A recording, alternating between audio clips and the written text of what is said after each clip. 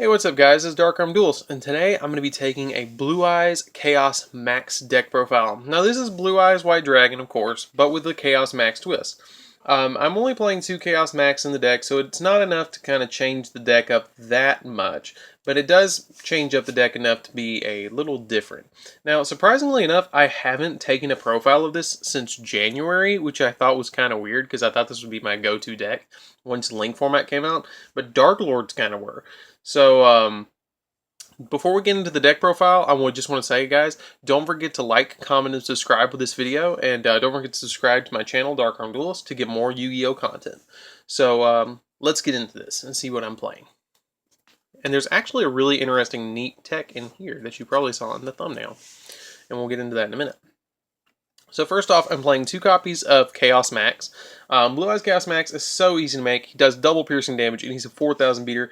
Sadly, he can get Kaiju'd, which kind of sucks. He was really nuts before Kaiju's came out, because he came out right before they came out, I believe. Really, really great card. Really awesome to play with. I absolutely love Chaos Max so much. 3 copies of Blue Eyes White Dragon. You kind of need to play the Blue Eyes White Dragon. She's a gorgeous card, and a lot of people misrepresent this, but Blue Eyes White Dragon is actually a girl, and it's really, really neat. I really like how they did that, where Blue Eyes White Dragon, that you didn't realize it until you actually watch Yu-Gi-Oh! Millennium World, but the spirit of Blue Eyes is actually a girl, and it's kind of neat. And then we play 3 copies of Blue Eyes Alternative White Dragon.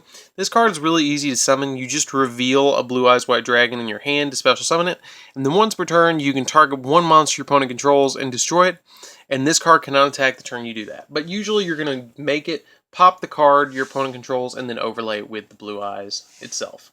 Then we play 1 Dragon Spirit of White, which always counts as a Blue Eyes card, which is kind of neat. And this card is treated as a normal monster while in the hand or in the graveyard. And when this card is normal or special summon, you can target 1 spell or trap card your opponent controls and banish it, which is really, really neat. And during either player's turn, if your opponent controls a monster, you can tribute this card to special summon 1 Blue Eyes White Dragon from your hand, which is really kind of neat. Then we play 3 copies of Manju of the 10,000 Hand. Manju of the 10,000 Hand allows us to search out our Chaos Max and the ritual spell Chaos Form and Advanced Ritual Art. 3 copies of the White Stone of Legend. This card it's our combo maker in the deck. Once per turn during the end phase, if this card is in the graveyard because it was sent there this turn, you can special summon 1 Blue Eyes monster from your deck, which is really neat. Usually you're going to summon out your Dragon Spirit of White to banish a card your opponent controls, or just a regular old Blue Eyes White Dragon. Then you can you can banish this card from your graveyard to target 1 Blue Eyes monster in your graveyard and add it to your hand, which is pretty cool because you can add your Chaos Maxes back to your hand and your alternative whites back to your hand, which is a really, really, really nice effect, and it helps the consistency of the deck. Then 1 copy of the White Stone of Legend. The White Stone of Legend is really good because if it's sent to the graveyard, you can add a Blue Eyes White Dragon from your deck to your hand. So it's a searcher. With cards of constants, it's really, really helpful to have these in the deck at 3 and at 1 because it gives you 4 targets. Also, they're all tuners. Speaking of tuners, let's get into Sage with Eyes of Blue. Sage with Eyes of Blue is a really, really good card, and when it's normal summon, you can add a light level 1 tuner monster from your deck to the hand, except another copy of itself, so it searches our white stones, which is really, really nice. And then you can discard this card from your hand to target an effect monster you control, send it to the grave, and do special summon a Blue Eyes monster from your deck. Neat little combo is to normal summon your Manju, target it with the Sage, tribute it, special summon out this, banish a card, and you've already gotten the search off of the Manju to get your Chaos Max. And if you already have a Blue Eyes monster or a level 8 monster in your hand, and you search the opposite card that you need, you can go into a Chaos Max, plus have a Blue Eyes on the field, which can make a really easy OTK. So, that's it for the monster lineup. Not a big monster lineup, but it does need to be about this. So, that's it for the monsters. Let's get into the spells and traps. So first off, we play 1 copy of Dragon's Mirror because getting 3 Blue Eyes in the graveyard to make Neo Blue Eyes Ultimate is super easy. And if you guys don't know what I'm talking about, this is what I'm talking about Neo Blue Eyes Ultimate. Easy, and it's a kind of a fail-safe card that you're going to make just to kind of attack if you need a big 45 beater mid to late game. That's why we play it as a 1-of to top deck it if we need to. I've never run into an instance that this wasn't handy to have. It's always been very, very helpful to have in the deck. It's just a really, really, really good card. Then next, we're playing 3 Chaos Forms. Chaos Form is really, really good. It's almost like Miracle Fusion in a way, because you can banish a Blue Eyes from your graveyard to special summon a Chaos Max Dragon from your deck to your hand. Not from your deck to your hand. From your hand to the field by banishing a level 8 Blue Eyes monster from your graveyard, which is really, really, really good.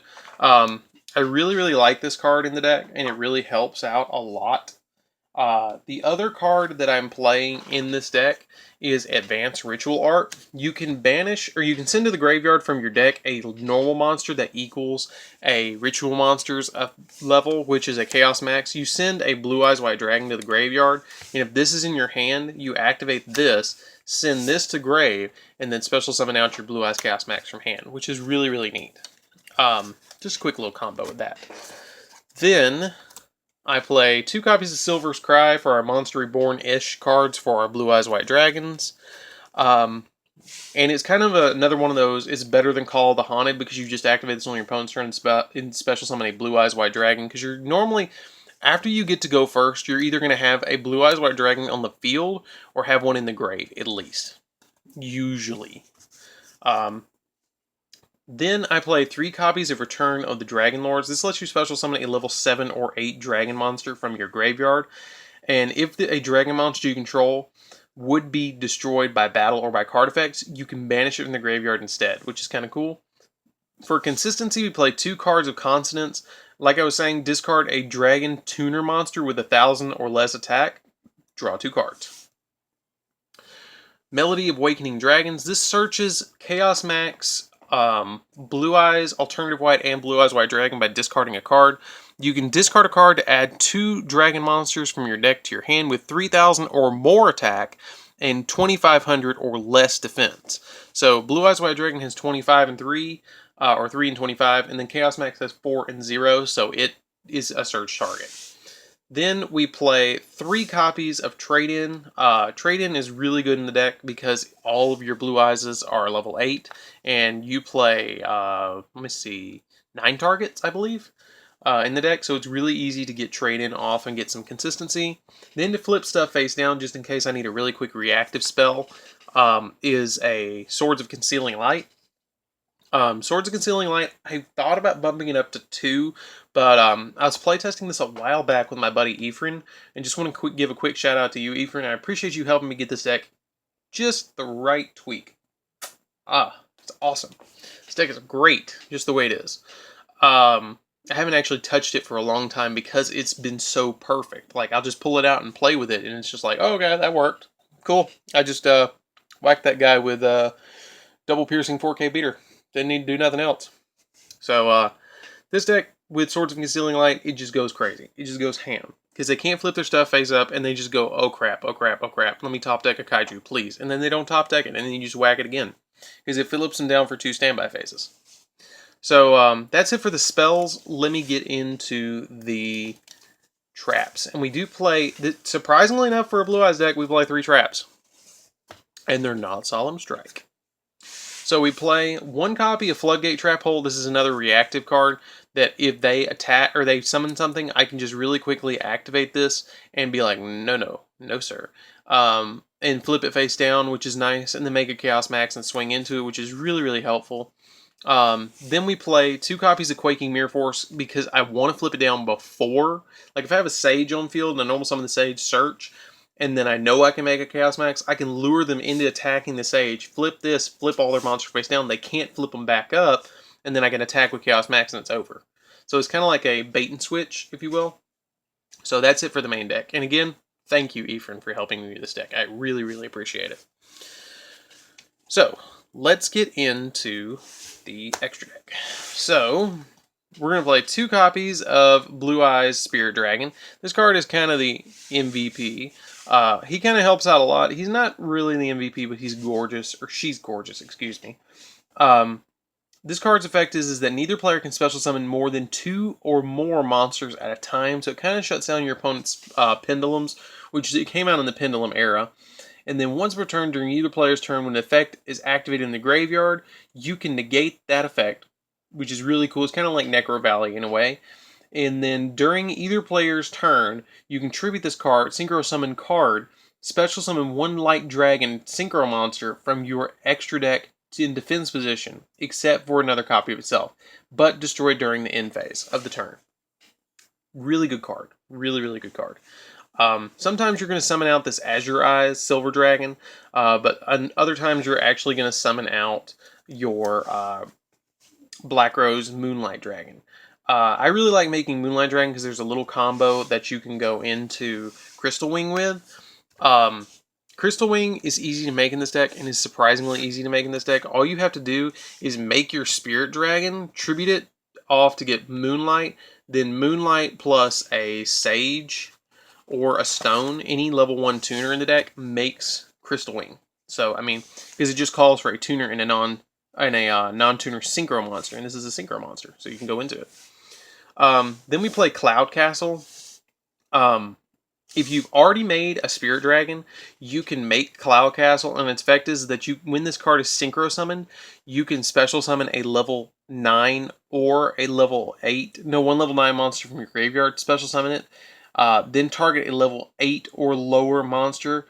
Level 8 or lower monsters cannot attack the turn they are normal summoned or set, which is kind of neat, but you're not going to keep it on the field. Usually what you're going to do is make your Cloud Castle in defense, and then make Spirit Dragon, and then overlay for this bad boy. King of All Calamities, or VFD. Because you make this first, then you go into this and this, and if that fails, you go into this and this, which is Skill Drain. So that's when we play 1 copy of King of Calamities on top of that. Then for the Galaxy Eyes engine, we're playing Galaxy Eyes, Dark Matter Dragon. Love this card still. Wish I could get a playmat with it on it. Galaxy Eyes Cypher Dragon, because I like to steal my opponent's monsters. 107, because it's 107. Hope Harboring, because if I make Hope Harboring, I can negate spells, which is very crucial. Divine Dragonite Felgrand, very, very helpful card. If you, once per turn, you can detach a card from him to make target a card on the field, and that target, its effects are negated, but it's unaffected by all their card effects. Kind of weird wording. And then number 23, Lancelot, Dark Knight of Underworld. If you attack him with Chaos Max, and you can't kill him, and they still got monsters, you can attack him directly with this. That's the big reason. And he's pop, spell, and traps. Let me move this up so you can actually see him. But he's number 23, Lancelot, Dark Knight of Underworld. Really good card. 1 copy of Neo Galaxy Eyes, or Neo Blue Eyes Ultimate Dragon, and then 1 copy of Blue Eyes Twin Burst Dragon, which is super easy to make, and you can just contact fuse, or in a clutch situation that you only have 2 Blue Eyes in the grave with Dragon's Mirror, you can make this, if you need to. But that's it.